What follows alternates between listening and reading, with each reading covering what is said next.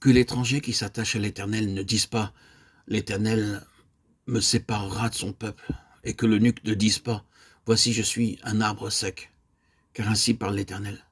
Aux eunuques qui garderont mes sabbats, qui choisiront ce qui m'est agréable, et qui persévéreront dans mon alliance, je leur donnerai dans ma maison et dans mes murs une place et un nom préférable à des fils et à des filles. Je leur donnerai un nom éternel qui ne périra pas.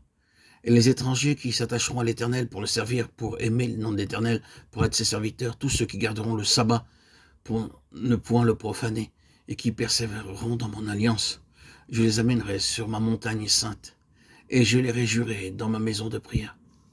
Leurs holocaustes et leurs sacrifices seront agréés sur mon autel, car ma maison sera appelée une maison de prière pour tous les peuples. Le Seigneur, l'Éternel parle, lui qui rassemble les exilés d'Israël. Je réunirai d'autres peuples à lui, aux siens déjà rassemblés.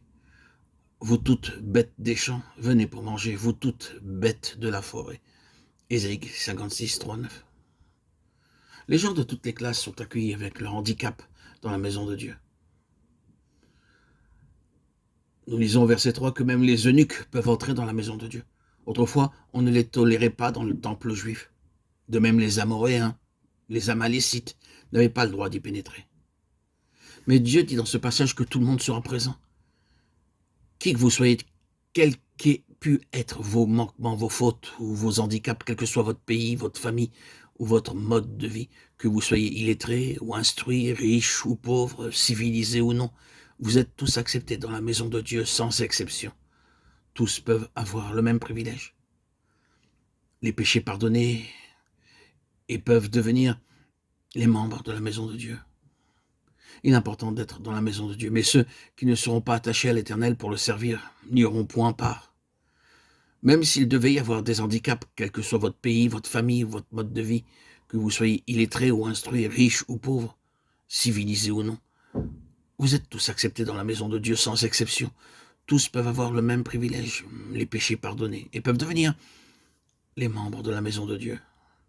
Il est important d'être dans la maison de Dieu, mais ceux qui ne seront pas attachés à l'Éternel pour le servir n'y auront point part.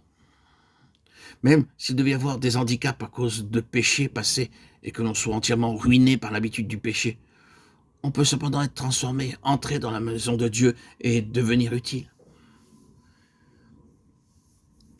Il nous est dit d'Onésime qu'il est devenu utile à Paul, Philémon, versets 10 et 13. Paul séjournait dans la maison de Philémon et ce jeune homme, Onésime, y était esclave. Selon toute vraisemblance, Onésime avait dû voler une forte somme d'argent ou des objets de valeur car il quitta cette maison avec son butin pour se rendre à Rome. C'était une ville très éloignée et il lui fallait beaucoup d'argent pour s'y rendre. À cette époque, Paul était en prison à Rome pour la cause de l'évangile et il vivait dans une maison louée. Quand Onésime eut dépensé tout l'argent de son maître, il pensa à l'apôtre Paul. Il lui demanda « Ayez pitié de moi, prenez-moi à votre service ». Paul y consentit et peu de temps après il se convertit grâce à Paul. Ainsi, il naquit de nouveau après beaucoup d'ennuis et d'épreuves, ce qui est le cas de bien des gens lesquels, dans le besoin et la difficulté, se tournent alors vers le Seigneur.